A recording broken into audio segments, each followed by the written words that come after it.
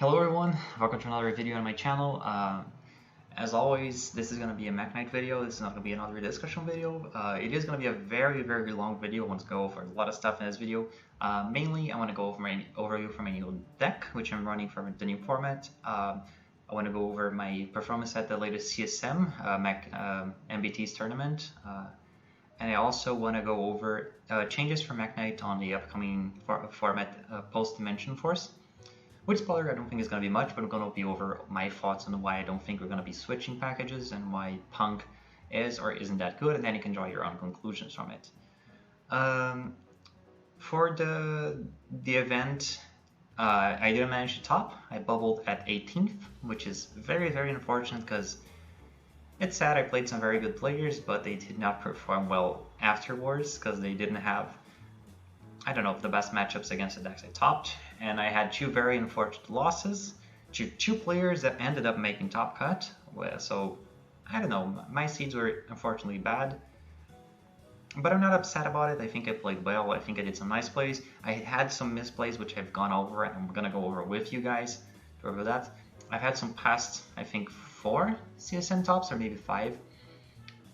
So yeah, it's a learning curve. Sometimes you do, sometimes you don't top.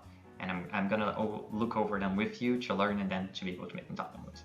So going to the deck list, first the Mekk-knights, it's pretty much the same package, the 3 gears, 3 blue, 3 purple, 1 red, 1 indigo. This didn't change. So going over the deck profile right now. Mekk-knight package is exactly the same. We're still playing 3 gear suit, 3 blue, 3 purple, 1 red, 1 indigo. 3 memory, 2 secrets, 1 succession.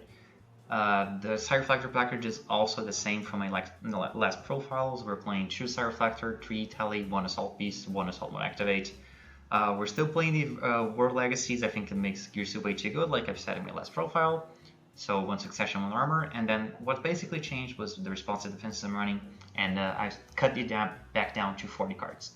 Because it turns out drawing the cards you want in your deck is actually good. If you learn anything from this video, that'll be that.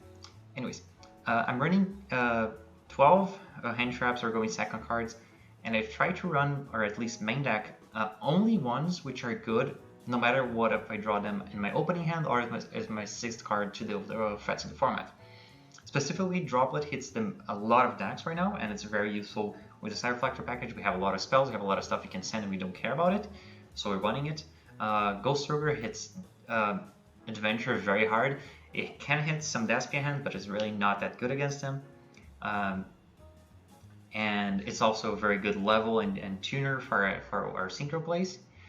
Ghost Spells hits Despias a lot. It also hits Aquamancer in some hands. It hits some random decks. It hits Rogue very hard. It hits Eldlich very hard. So I decided to include it. It's very good drawing the 6th card. Same thing with Imperm, it's just a scaled down version of Droplet. I've also put priority on drawing Imperm over something else because it's also a spell and trap. So let's say I could put Mourner in here, which I think has some uses in this format right now, but it would not be able to be set, so I decided to go with Imperm. 1 Callbiter Grave, which is something I think I played on my last deck profile, but not my previous one. Basically, I wanted something else to complement Bell playing against the Despia. I think it's a very powerful deck. I think I was going to see a lot of it in the format, and I decided to play that. And then I decided to play 2 Prosperity. This card isn't really needed to see your starter cards. You have so many starter cards. For example, you're playing more than the optimal number if you just want to see 1, or even if you just want to see 1, maybe 2, you sometimes you're going to see 3 cards. But because you're going second, you are banking on having more starters than they have negations, because let's say you're banking on, okay, I'm going to use this card. If it gets negated, I'm going to play this way, and you have to be thinking during the tournament, okay, what happens if this gets negated? What can I do? What can I play? And this is why you build your deck like this. But Prosperity is mainly here to help you see side cards. It's we have a lot of side cards that deal with a lot of rogue and gets you in a better position than you were before, and you really want to see these cards. So Prosper is good. I do not need it so much to play, so I don't think playing the 3rd copy was necessary, and I did not miss it that much during the tournament. None of the losses I had were because I didn't see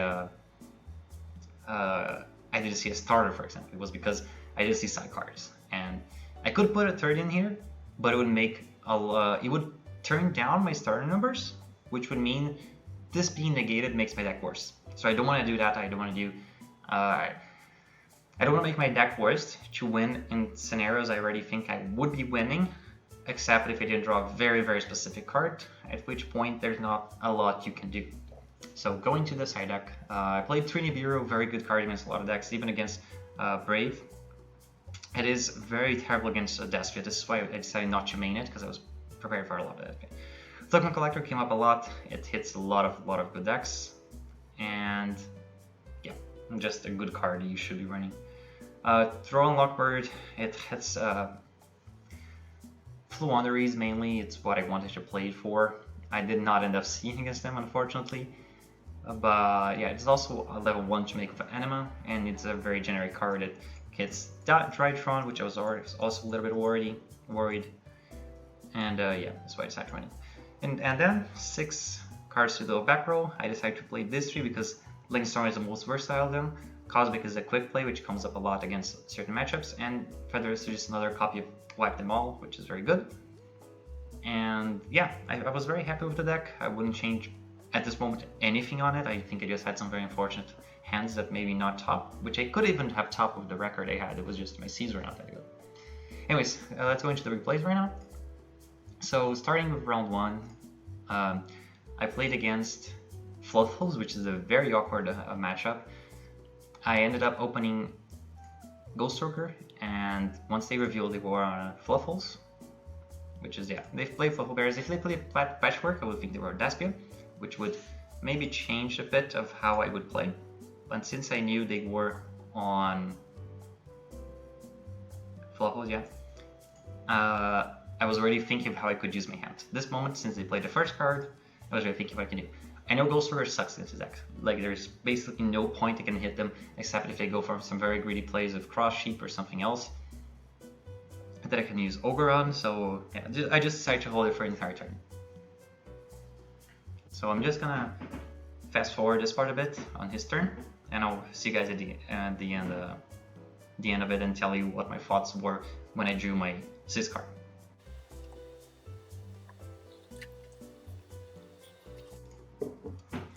Okay, so here we are. When I saw this end board, I was very happy because this is an end board that Ghost Stalker actually helps me deal a lot with. And I was thinking, what's the best way of beating it? And I thought, okay, I didn't see any hand trap during his entire turn, any of his mills. I don't think any of his hand is actually hand traps. So I think, okay, this is probably Imperm. I thought it, even though it was Droplet, so I thought this is Imperm. I can deal with Ghost Stalker, so I'm gonna go with Mekk-knights, because that maybe baits out Masquerena, which then I can chain Ghost Stalker, which would bait out the Imperm, and that's basically trading 2 cards for 2 of his cards, and then the rest of my hand, I know I can basically kill him from this position. So I decided to go with that. Turns out it was Droplet. And from this point I know, okay, I can kill him this turn, but I was very afraid of Nib, so I do a lot of plays in this, which might seem strange, but they were in the focus of playing through Nib. So I decided to go for the E-Tally package. I just removed the Masquerena. Just going through the motions of the Assault Mode package. You're gonna see this will resolve a lot, because it's very good. Chaos Ruler, it doesn't get me any useful next, it just gets me Girsu, and I already normal, so I just get Girsu and send the rest to Graveyard. I go for Morningstar, get Succession, get Armor. And then with Dark, I get IP and I make access code. Also, I forgot to mention the only change from my extra deck from the list I ran on the last tournament was changing Secure Garden to access code.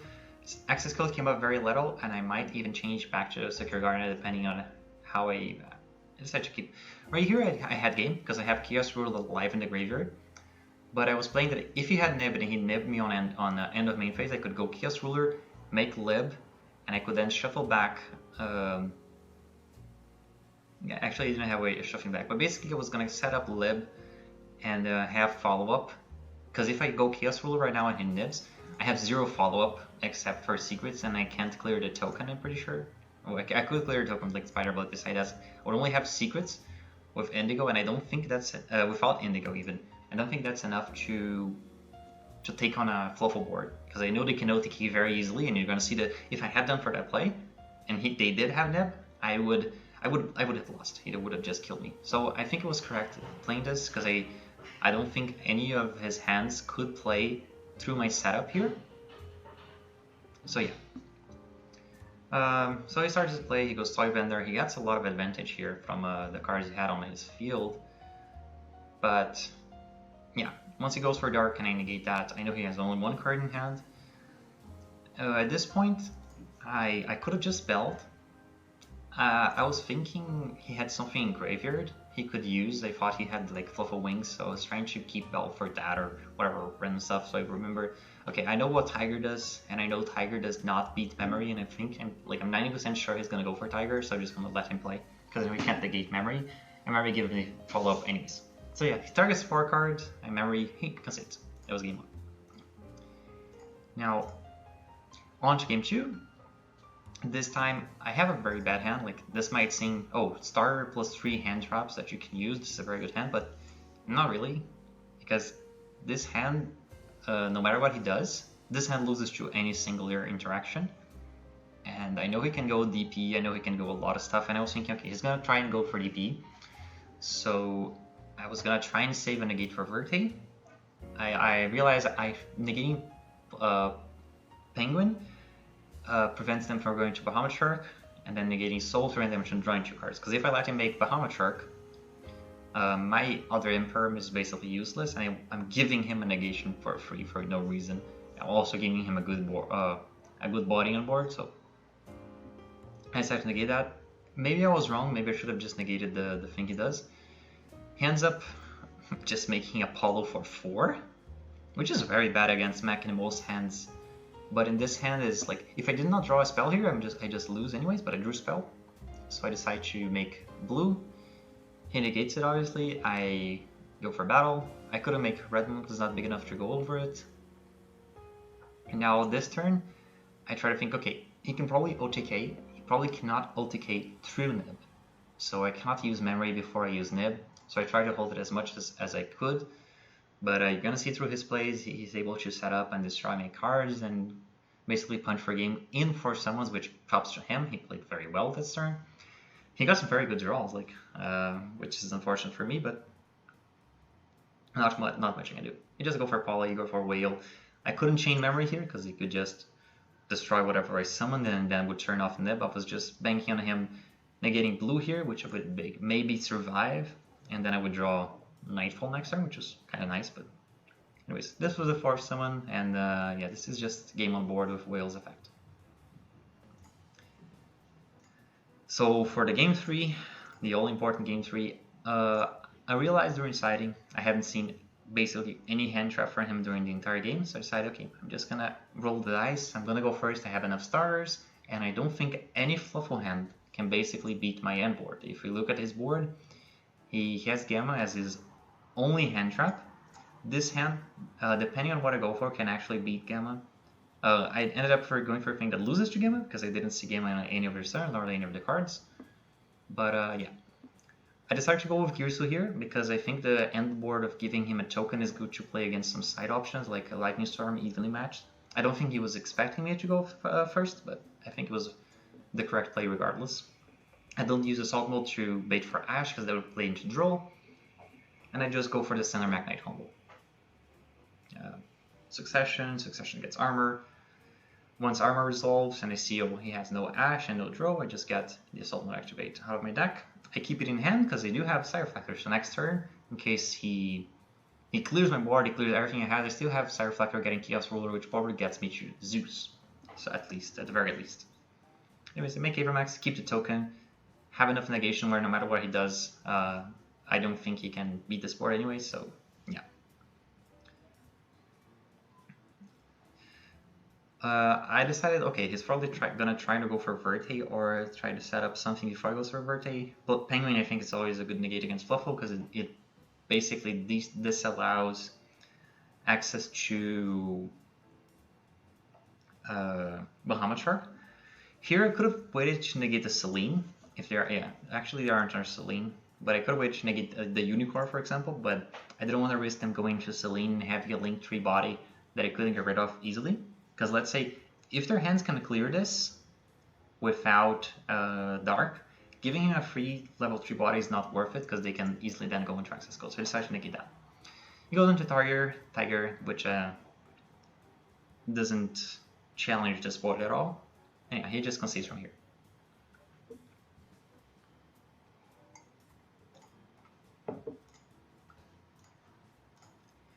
Round 2 is a foreshadowing to how the tournament actually ends, but yeah, I'm playing against Eldlich. I didn't know that, but I saw once he said 3 cards, I was thinking, okay, this is probably Eldlich, or this is one that breaks very hard, so I'm going to try and play around that. Right here, I was trying to go for Bell if I found it, but I didn't found it. And I didn't want to go for 6 because you need your extra deck against decks that can grind very well, and Eldlich can grind very well. So I decided to go for 3. I got a Star Reflector, but once he flipped Skill Drain, I know this is over. Because I can try and go for Dingirsu, but the way he was doing his responses and waiting time, I knew he probably had Sanguine and Conk, like specifically, and he ended up having it. So if I had gone for Ding, it would just remove one of my last ways of playing around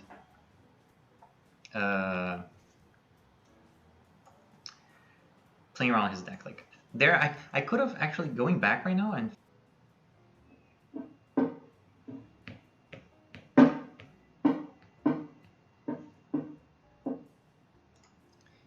Yeah, so here, thinking back on it, I think here the correct play was to go for Dingirsu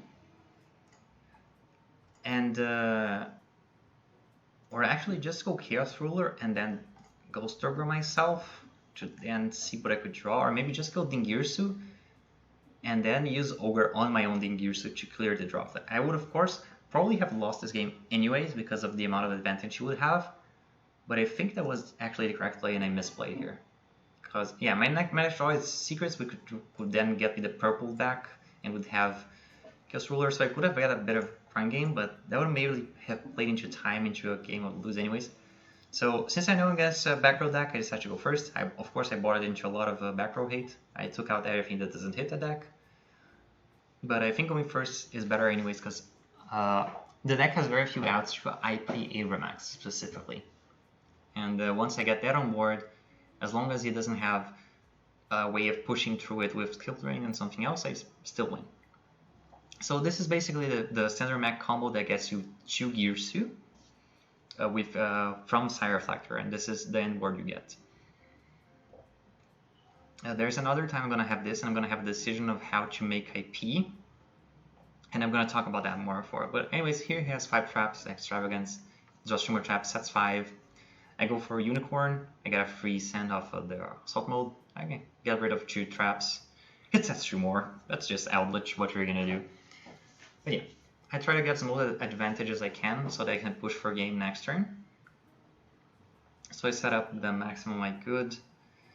He flips Tikaboo, so once my purple returns, I try to yeet it immediately from field so the other one can return, but he has Skill Drain. I'm like, this is fine because I can out it immediately with an access code.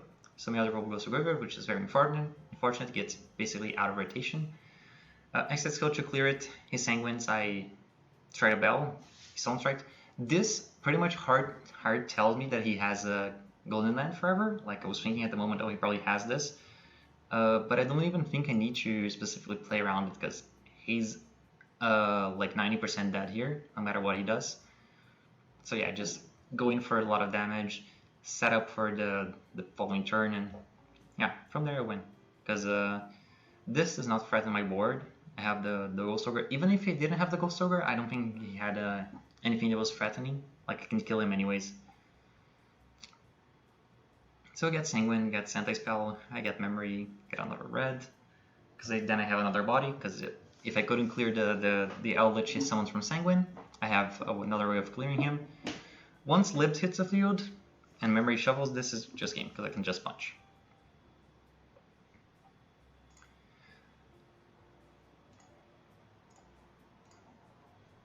Now for game 3 we had some very interesting plays. I have 3 spells in hand, he has Anti-Spell, Judgment, and a lot of stuff that can negate it, so we're going to have to go for a grind game regardless. He had 5 back row and he let me do the entire Assault Reflector line. I'm not going to say this is correct, but it hard tells me that he has Solemn Strike or Solemn Judgment. So yeah, I basically kept that in my mind, but there's not much I can do about it. He Solemn Strike the Chaos Ruler, which is fair enough. I normal summon Girsu. He Judgments, fair enough. Set you pass, we try again next turn. Bell is very good here again because he draws Sanguine.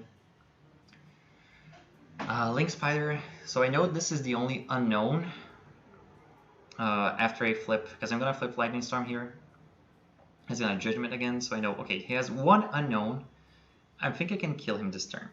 And once he flips Sanguine, I know, okay, this is either an Eldlich trap, or it is a Floodgate that does not stop me, because I know all his Floodgates, basically. And I can go for game with just Sire Reflector, because Sire Reflector gets me back Assault mode, and this is game as long as I use Droplet on Link Spider, which is what happened, yeah. And from there I win. Now, round 3, I'm going against DD. I had played this person in the last time I played the CSM. He was my first matchup in top 8, and because I got top 16 and top 8 I played against him and I lost. And because of him, I thought he was playing a different deck, so I decided to go first because I couldn't beat his deck going second. But he bricked, I bricked, but he opened a lot more hand traps than I did. And yeah, I go for the wrong pick here. I should have gone for Girsu. He wouldn't have changed that much. He would have been a bit more set up because he had like, I can't play through 4 hand traps that are useful against my deck. Sorry, but yeah. So I try to play. He goes for his setup. Once he puts Star on board, and I realize, oh, Ogre's probably not gonna, Bell's not gonna deal with this. So I'm just gonna fast forward his turn right now.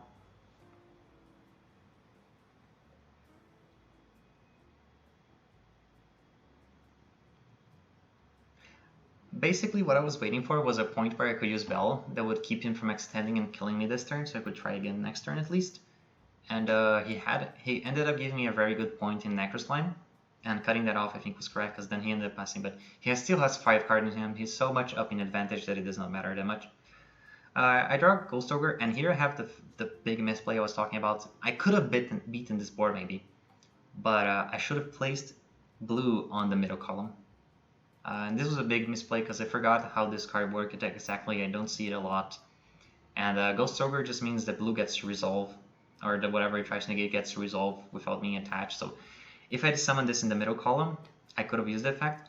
I realized this immediately, and I decided not to Ogre right now, because then I would have no columns. I decided, oh, I can keep my monster, I can keep the effect, but blue wouldn't add if it had nothing in the column, and I needed purple to resolve. So I said, okay, I'm just going to keep this. Search for purple, Destruction Gate, and then I realized, oh, I have Ghost Ogre, I should have used this way back. Big mistake on my part. If he had nothing here, this was pretty much a winning end board, because I could set up a lot through here, but yeah. Once he summons another starter, I just concede, because I know this is game. Like, there's nothing I can do, I know they can OTK from me. Game 2. This is a very good example of how powerful Droplet is in the deck. I don't have any response to his deck. I'm just going to fast forward. I'm going to go to the end board and I'm going to go through the process of what I was thinking at the moment.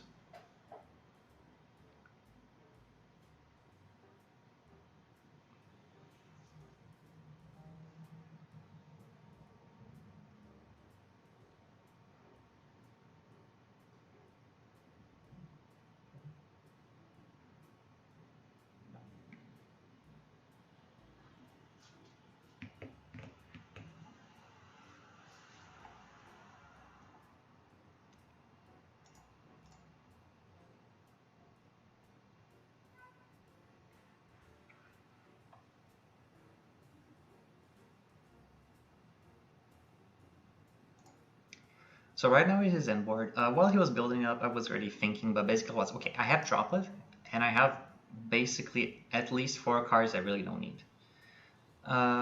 So I know I can beat this. I really didn't think this was a hand trap, because I wasn't thinking, okay, this is not possible that he has this kind of a combo board and still a hand trap, so it was a misplay of mine of not thinking about this. But yeah, I draw Italy. I could play around roll by doing standby phase, but I wanted to get the maximum value of the stuff I'm going to do, so I decided to go to main phase 1. I use Prosper 3 because I need my grind game, because I'm not sure I can kill him this turn with Droplet. And yeah, I do Chainlink 1 Prosp, Chainlink 2 Italy. He tries to negate it. Anything he would have changed, nothing nothing stopped me from activating the other cards, so I decided, okay, it was wrong on sending the 2 blues. I should have sent memory and kept another blue in hand. It would have given me a better grind game and a better way of playing around cards. But I knew that even if I had memory, I can still get to whatever, to anything I want. It was just the difference between ending on ending on Morningstar or Avermax, which is a big difference, but I could not think that ahead, because I was thinking, okay, I need to at least survive. But the correct play would just keep 1 blue in hand, and he would get Avermax lib, and basically be able to play more. Right now, I do not know why he didn't Valor here, but the end result would not be that different because I revealed Girsu. And I think he was trying to keep it for Girsu, because I think he realized I can go for Zeus. But he ends up Veiling Chaos Ruler, which I think is completely incorrect. If you're gonna Valor Chaos Ruler, you should Valor the Reflector. It's basically the same card, but this gives me more material on field. So I don't know why he did that. It's a misplay on his part, but basically I know here, okay, I can win from this. I just have to resolve Zeus, and then I have to resolve Memory for 2, and then I have to go for the step. So the Girsu, I send whatever to the grave. I just don't want to send something that floats, and I don't want to give him extra life points, so I go for Zeus, I go for purple effect. Then I clear everything after resolving blue. I have to be very cognizant that I don't have any other copies of blue in deck, so I keep that in mind. And I try to get the maximum grind game by putting purple and indigo in graveyard, that if he doesn't have any good cards, I'm just going to revive purple to have more grind game.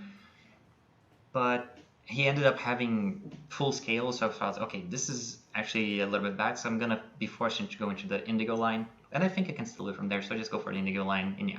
Once this is negated, he just concedes.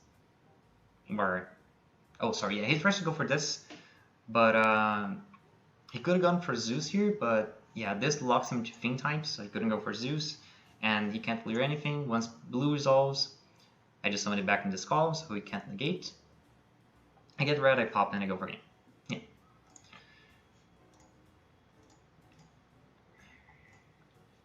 No, game 3 was, he didn't open that good, and I opened Ghost Spell, and he had a very clear choke point for me to use Ghost Spell. So right here I use it. We have a very interesting scenario where he can go pretty much very good end board. But I know that, okay, I'm going to try and bait negation. I cannot resolve Reflector, so I'm going to try and bait as much as I can of the stuff I know with blues, and then I'm going to decide on a normal summon. This is sometimes the reverse of what you do, but it's sometimes wise that you try to use your first max as baiting for your normal summon to resolve, because this is more high impact than blue resolver right now, so I try to prioritize them. Once I have blue in the reveal headhunt, I know I'm in a very bad position, but I know that, okay, I can at least, at the very least, clear this, and I think I'm not dead next turn if I clear that.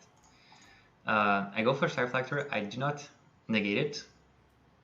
I think he doesn't negate this because I still have 2 cards in hand. If these are 2 good max and he negates this, I don't think he knows that Mekk-knight would actually be destroyed, so he'll be left without a column. In hindsight, I should have probably summoned blue on the Gilgamesh column, but anyways, he lets it resolve, so I get a 3k bidder for free. I don't float this, because this is very bad to float, and yeah. He clears the board, and then on the next turn I have a very good example of how you deal with floaters, because he's going to set up a lot of stuff on his board that if I clear, I get heavily punished. He's just going to try and push the damage. I thought I was maybe dead here, but he is also again locked into Fiend, so he can't force anything out.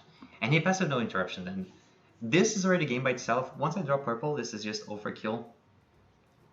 So I just go through the motions of the standard Mekk-knight combo. This is why armor is so good to play, because it means like any push you have with Girsu is just insane. I still have to deal with him floating, so I use Goddess and I use Lip to shuffle back all the floaters, and I set up game.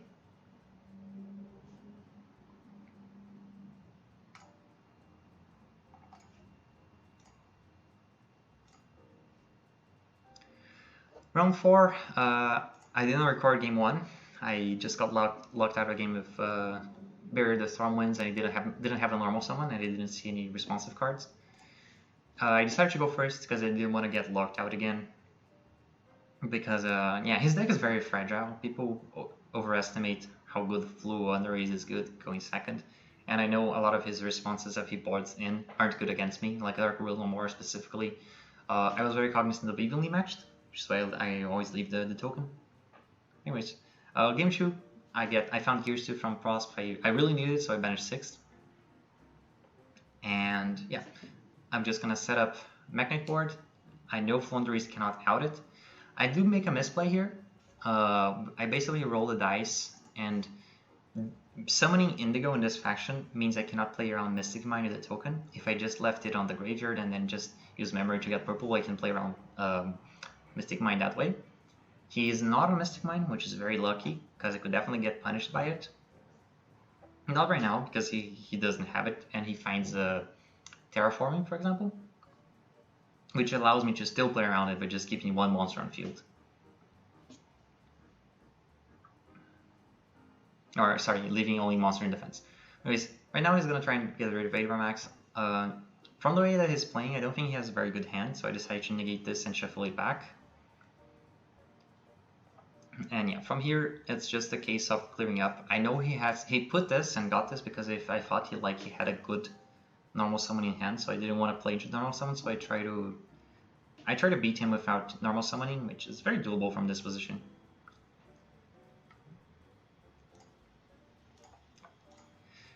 And then for game 3, this is the first loss of my of the tournament, and we can see why. I have a very, very good hand, and I have sided in, if I show you my deck, a lot of responses to his deck. I have droplets, I have ghost ogres, I have droll, but I unfortunately didn't draw any. And he's gonna set up Barrier Statue, and I cannot out this floodgate, which is unfortunate because I know he can probably kill me on the next turn or the even following turn. So I'm just gonna fast forward this part until I get to my turn. So right here in my turn, I unfortunately did not draw an out. I have several outs to this board. It's not a very good board if we think about it. Like Lightning Storm deals with this whole board, Droplet deals with this whole board. If I had Ghost Ogre doing his turn, he would have dealt it. If I had Droll, he would have gone nowhere near this good of a board. And I can set up after this, like even if I just had Imperm on Barrier Statue, like that's enough for me to play here, because this is not enough to stop a hand as good as this one from engine part. And unfortunately didn't do it, so it's like, okay, maybe he messes up, I still try to play, but yeah, he doesn't mess up and he just clears the board for me.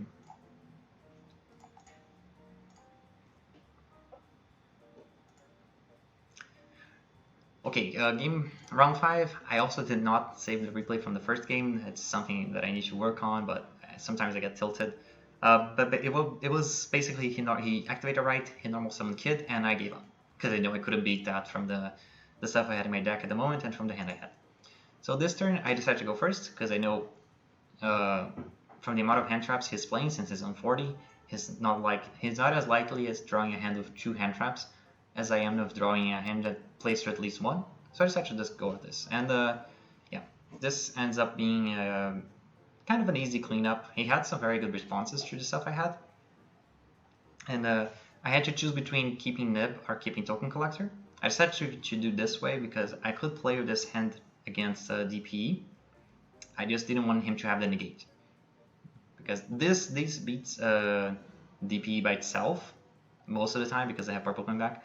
But it doesn't beat DPE plus a negate, so I decided to trade for that. He had a droplet, but anyways I could get rid of the negate with Nibiru anyways. I used Roll so he wouldn't get access to the field spell, which is one less interaction I have to deal with. I think him bouncing Token Collector here was very greedy on his part. I think he should have just Enforcer popped it. Because giving me a discard or giving me more hand advantage or stuff I can link with, I don't think it's very good. For this position, I think he was being very greedy.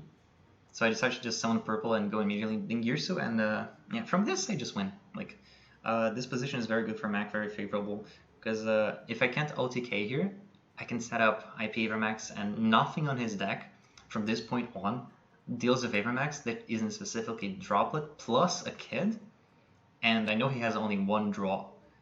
I know he has only one draw, and I'm not going to let him get DP, and I know that if I have DP, a Kid is not enough. So yeah.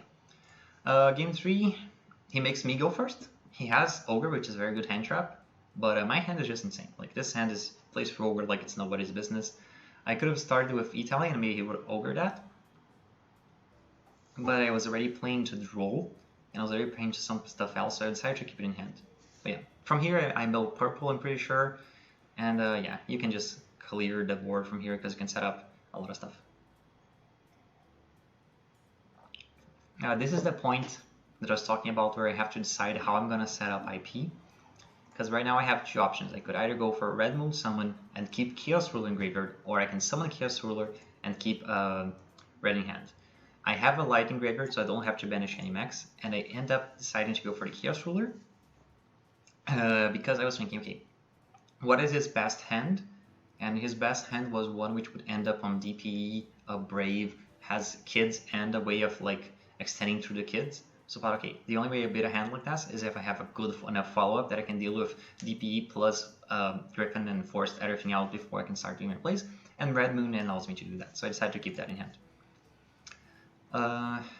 It ended up that he didn't have enough of a good hand. Like, he drew 2 bricks, which is a problem. Like, right, this deck plays a lot more bricks than my deck does, if you think about it, because of Griffin, because of Fateful, because of DPE, because of stuff.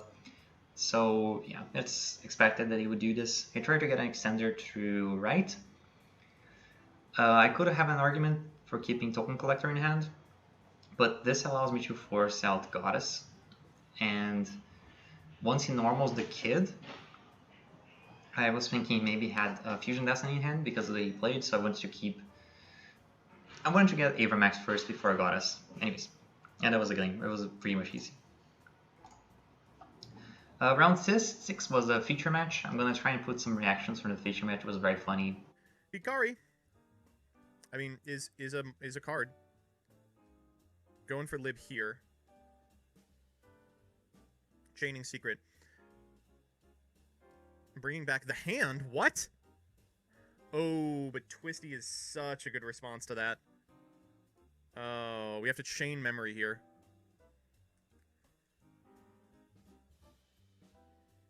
There's Purple Nightfall. We are going for Avermax. Okay, looks like we have no interaction except for, what, hand traps? We can shuffle the Hikari back, which is not that great. Oh, shit!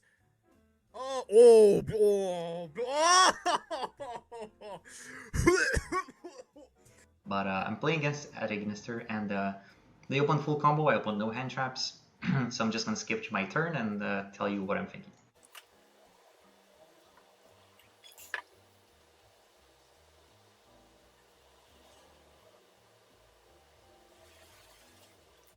So against Ignister, we have a very favorable matchup. During his turn, he was thinking a lot, and I think he was going for the 6k at Ignister, but once once MBT reminded him that I have Avermax in deck, he decided not to go for it. But it was pretty obvious he was going to go for it. So yeah, basically what I'm thinking here is, if I can set up Goddess, if I can get rid of it of Goddess and set up Secrets, I'm probably very favorable to win. Because Secrets on their E and Z means they have to work very, very hard to get into access code, even though I give him this 2 zones of Goddess, because he has to use the field with no monster zone, I have to force him out into a very bad position. So my game plan was, okay, let's get to Goddess through the most efficient way possible and try to set up from there. I decided to go for Cross first, to see if I could find anything else, or maybe Beta Nash or something. I ended up finding Italy, which is very, very good. It allows me to... Italy can get Goddess by itself a lot of the times without even using normal summons or using anything more than 1 or 2 Mekk-knights. So yeah, I go for this line. I go for Chaos Ruler. He decides to negate that with Denmari. I knew he had that. I was trying to bait it as well. I go for Girsu. He ogres, which is okay. It's a fair ogre. I would wait more in his scenario. But yeah, once I had the other Mekk-knight, he could have conceded because this is just a very good position for me. I didn't know he had anything. I was still playing under this being Imperm. But yeah, from this position, I just make Goddess, and I have Secrets plus Indigo, plus I shuffle his Reborn. And yeah, I don't think Ignister has many hands that beat this. Ash is certainly nice to negate memory, but it's almost irrelevant considering the amount of negation I have against him. He's gonna make a big mistake here because he's gonna go for Splash Mage to try and play around and force me to move Indigo back to one of these zones. He should have negated Hair Bash. I don't know why he didn't. But yeah, once you go for Splash Mage, I just negate Splash Mage. He has no more stuff he can do with his hand, and he just concedes.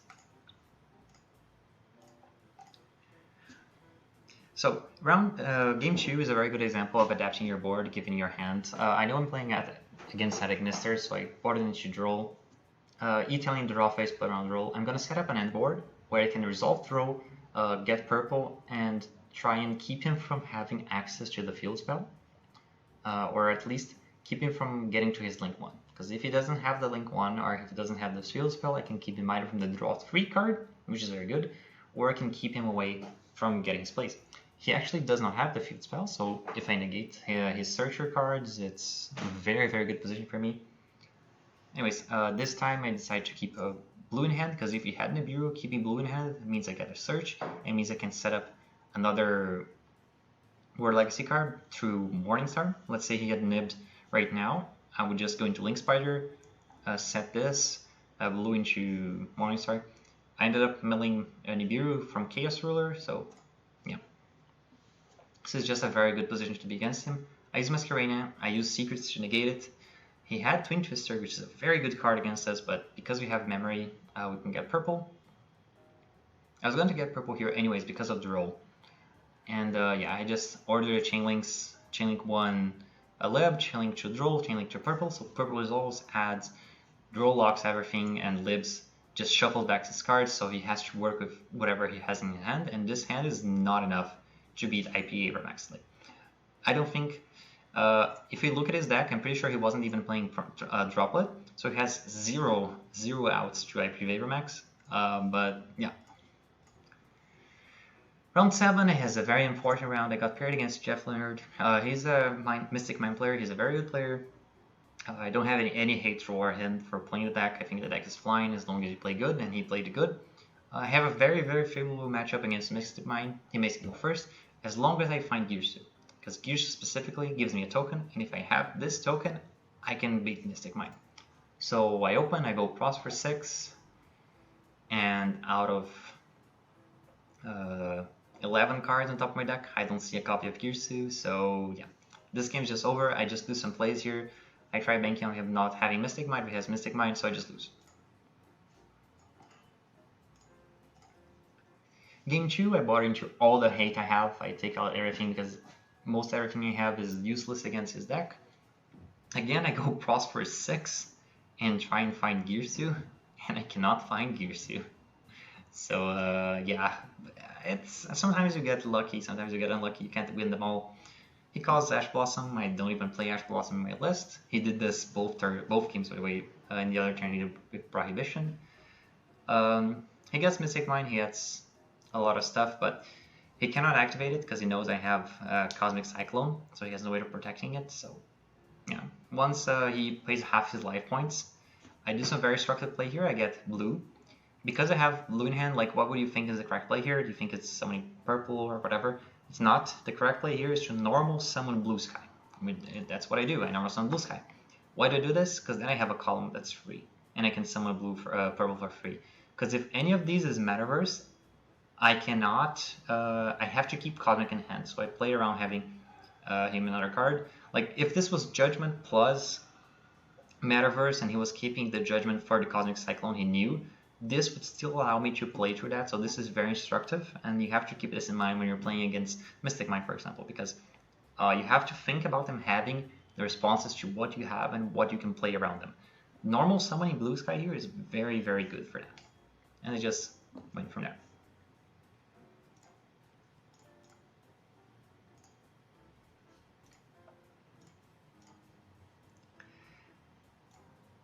And now for game 3, he has Mystic Mind access. I do not have an out, which is yeah, the name of the game. He activates Metaverse. I do a misplay here because I was a bit tilted. I should have ordered the Chain Link different. I was trying to get rid of as many cards in my deck as possible so I could see the outs in my deck. I use Memory, and then I use Teleport, and then I use Memory. I should have done it the opposite way, so it could resolve. But anyways, he Mystic Minds me. it goes back in hand. I discard for hand size. And yeah, his top deck is Final Countdown, so I have a very big clock that's ticking. I keep E-Tally because the way I win is drawing 2 outs, because banking on like at least one of this being a response. So it's thinking, okay, I'm gonna draw 2 outs and then I'm gonna try and play and OTK him. He finds Skull, like his draws were amazing. He draw Final Countdown and then he drew Skull, so I have to draw something right now. So after he shuffles, I got Side Reflector so I can shuffle again. And I do not draw an out. From here, the game's over. There's nothing to do.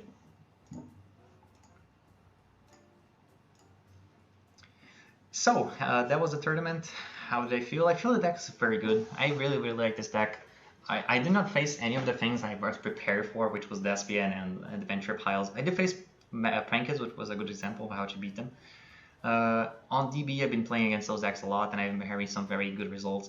Thanks for shout out to Squeaky the First and Need Help for helping me test against Despia. Also Sanchan and all the people, Clyton as well, all the people that helped me train and play test these decks. And thanks for supporting me playing Mekk-knights all these years. They probably are tired of it or whatever. Those are good friends, which are the ones that help you with those stuff. I don't know what I would change in the deck for this format. I like every single card in it. Maybe you could change Prosp for some other tech cards depending on how the format shapes up. I'm thinking about changing Bell to DD Crow depending on how popular Branded Lost gets, but at the moment it's not that popular. Sideboard could change a bit. I didn't side in Nib almost at all because I didn't see a lot of stuff, and if Despia keeps rising in popularity, this is going to get worse and worse. So I might side this out for something else. Maybe even the DD Crows I was talking about or something else. I'm not sure yet. Access Code, which was the only change in my extra deck from my other decks, which if you want to know more about this deck, I haven't gone that into it because I have the deck profiles where I explain everything.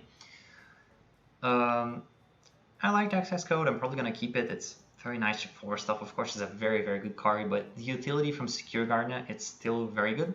So I'm probably going to think about cutting one of these two. I'm not sure yet.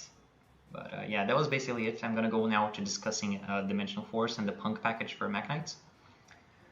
So how the P.u.n.k the P.u.n.k package in Mekk-knight, this is a very this is basically my list, but adapting to the P.u.n.k line. You see not a lot changes, but some very interesting things about the deck change. Mainly, you cannot play Anima anymore, you have to play Omraj. You are sacrificing some things. For example, you cannot set up columns so efficiently because if you E-tally for something, and the Imperm, you have no way of setting up a link one, which is very unfortunate. You have a very big advantage in the sense that this has no bricks. This is not a brick. This is okay to draw sometimes because this drawing plus any name is still a good play, and it doesn't hinder your plays at all. You don't have to play around having drawn this card. If you draw all three, then you kind of have to play around having drawn them, but not that much.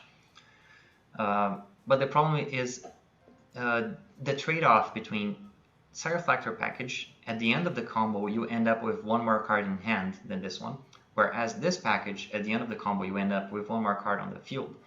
So if you were to illustrate that, I'm going to go quickly illustrate that. So let's say we have a hand like this, where we have E-tally, so we have access to our supplementary package. We also have Mekk-knights to complement it. This is not gonna... Okay, I'm gonna explain how it's gonna work, but basically, we're gonna go for the P.u.n.k line because let's say we're post-dimension force and we're testing out how the P.u.n.ks go.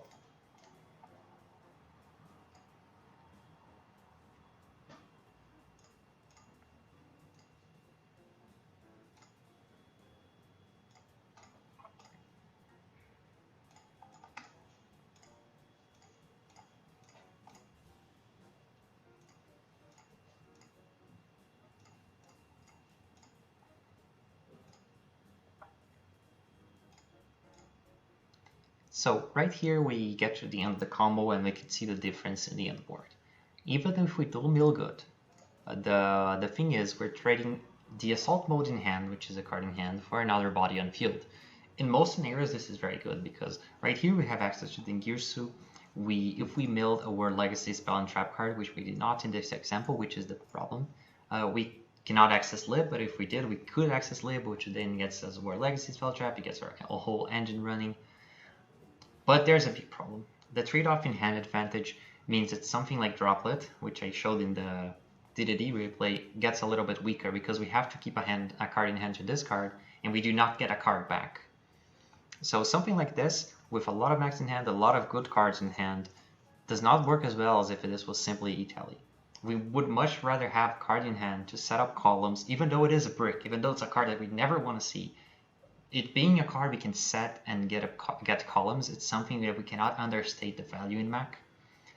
So yeah, this basic difference, and even though we have one less brick, I still believe the Side Reflector package is better in Mekk at the moment.